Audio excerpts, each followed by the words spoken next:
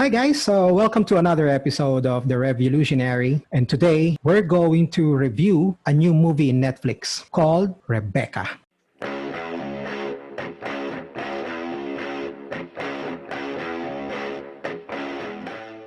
First off, I would like to thank those who have already subscribed to my channel. If you haven't subscribed yet, please feel free to click on the subscribe button below and click on the notification bell icon as well so that you'll get notified of new contents as soon as I upload them. Libre yan.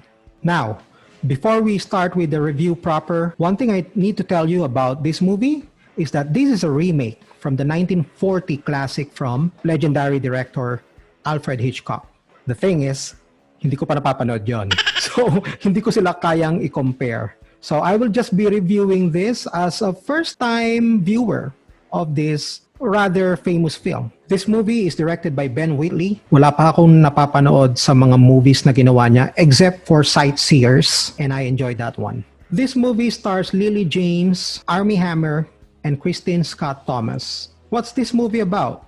Pasimplihan lang natin yung plot. This is about Mr. and Mrs. De Winter. Mrs. De Winter is Lily James. Maxim De Winter, her husband, is Armie Hammer. So they met in Monte Carlo. Lily James was working as a personal assistant to another rich woman. Okay, so hindi siya mayaman.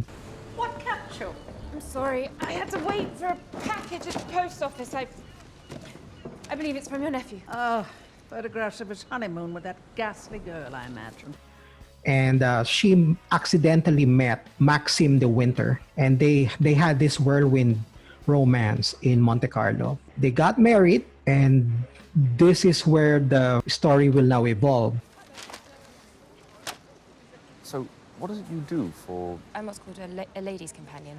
If a lady has to pay for company, that says something about the lady, doesn't it? Because when they got married, syempre, kailangan niyang tumira dun sa bahay ng husband niya, which is a big family estate somewhere in Manderley. Mr. De Winter, or Maxim, is a widower. His wife died a few months prior to meeting the current Mrs. De Winter. Siguro dun pa lang sa first part ng plot, medyo nahuhulaan nyo na ako ng magiging problema, di ba? Hindi niya masyadong kinilala si Maxim, hindi niya masyadong inalam yung background niya, pero pinakasalan niya kasi na-in-love siya. Now, when she got into the house, doon niya isa-isa o onti-onti nalalaman kung ano talaga yung nangyari revolving sa pagkamatay nung original wife ni Maxim. To add to her problems, parang may spectral presence yung original na Mrs. De Winter doon sa bahay, no? And her name is Rebecca. Siya si Rebecca na nasa title. Now, this is not a horror movie, so walang mga multo-multo dito, no? But this is a mystery movie though.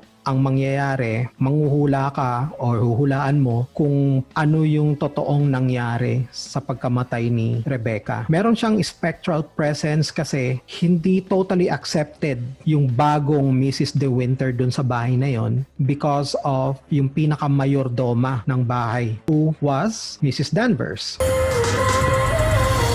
Mrs. De Winter, may I present Mrs. Danvers? Welcome to Manderley. Yun yung role ni Kristin Scott Thomas. Close kasi siya dun sa original na wife ni Maxim. Kaya it's like hindi niya matanggap na meron ng bagong wife si Maxim De Winter. Kaya medyo nagigets nyo na kung ano yung magiging conflict dito sa story. Siyempre, hindi ko na ikukwento yung mga part na yon kasi magiging spoiler na. Casting-wise, I love the choices. Perfect si Lily James as a naive woman na parang walang alam sa mundo. Bigla na nagpakasal. Si Armie Hammer naman, perfect as Maxim. Yung itsura niya, mukha talaga siyang regal na mayaman, na well-educated, no? Yung kasi yung role ni Maxim De Winter dito, aristocrat siya. Pero para sa akin, ang best casting dito is Kristin Scott Thomas, who played the Mayordoma or Mrs. Danvers dito sa story. Kasi for some reason, talagang ang weird niya, nakakatakot siya. Separately, okay yung pagkakacast kay Armie at saka kay Lily James. Ang kinukulangan lang ako ng konti dun sa chemistry nilang dalawa. Dun lang naman ako kinulangan. Pero individually, maganda naman yung performance nila. Medyo mabagal yung pacing ng movie sa umpisa. I mean, whirlwind romance, mabilis yung part na yon, pero parang maiinip ka ng konti dun sa development, no? So parang, ano bang mangyayari pagkatapos nito? Lalo na nung katulad ko na pinanood ko yun, I just read the 2-liner or 3-liner na plot na inoffer ng Netflix. Other than that, wala ako alam about the story. So medyo nainip ako. The good news is, medyo pick up yung pacing niya sa gitna, no? Lalo na kapag medyo na-uncover na dahan-dahan ni Mrs. De Winter yung mystery ng lugar. Doon na medyo magiging exciting. It's all very new to me. Oh, I'm sure you won't disappoint him, madam, if that's your concern. We did a lot of entertaining when the late Mrs. De Winter was alive. You can talk to me about her. Has Max ever talked to you about the accident? I don't know what you're talking about. How am I supposed to know anything if you don't tell me? She's still here. Can you feel her? Lalo na kung fan ka ng mga detective story dyan, medyo gaganda na yung sa part na yon. Para sa akin, yung detective elements niya, hindi siya kasing lalim nung mga talagang detective stories like yung mga Perry Mason, yung mga John Grisham, mga ganon. Pero it's enough to keep you guessing, to keep you engaged dun sa story. Kasi dito sa movie, magiging team Mrs. Danvers ka or team Mrs. De Winter. Honestly, may certain charm yung character ni Mrs. Danvers dito, si Kristin Scott Thomas. Siyempre, charming din talaga yung character ni Lily James, no? As the story develops, depende sa personality mo, you will root for either woman. Despite the fact na medyo nabagalan ako sa umpisa, bumawi naman si Ben Wheatley sa may ending. Medyo frantic yung ending niya, nakaka-excite, nakakapagpapalpitate din, and masasabi ko lang, love wins. If you check RottenTomatoes.com, this was given a rotten rating.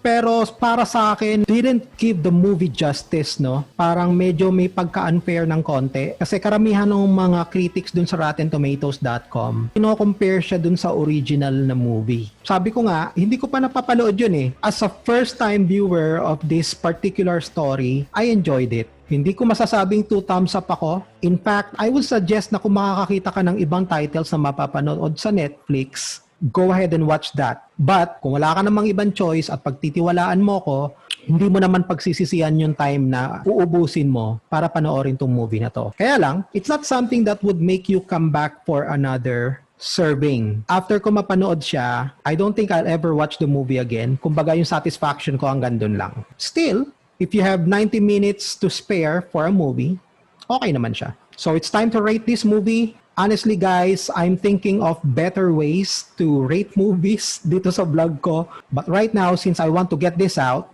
I'll just have to stick to the rating system that I have for my blog, okay, which is rating them on a scale of 1 to 10, with 10 being the highest. Rebecca is a 6.5.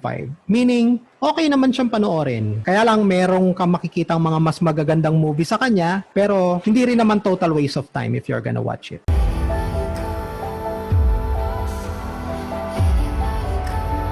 He doesn't love you. He can't go on living in that big old house with a ghost! I don't believe in ghosts. So that's it for another episode of the REVIEWlutionary. I hope you enjoyed this particular episode. I hope to see you again in our upcoming movies and TV show reviews. Thank you and see you soon.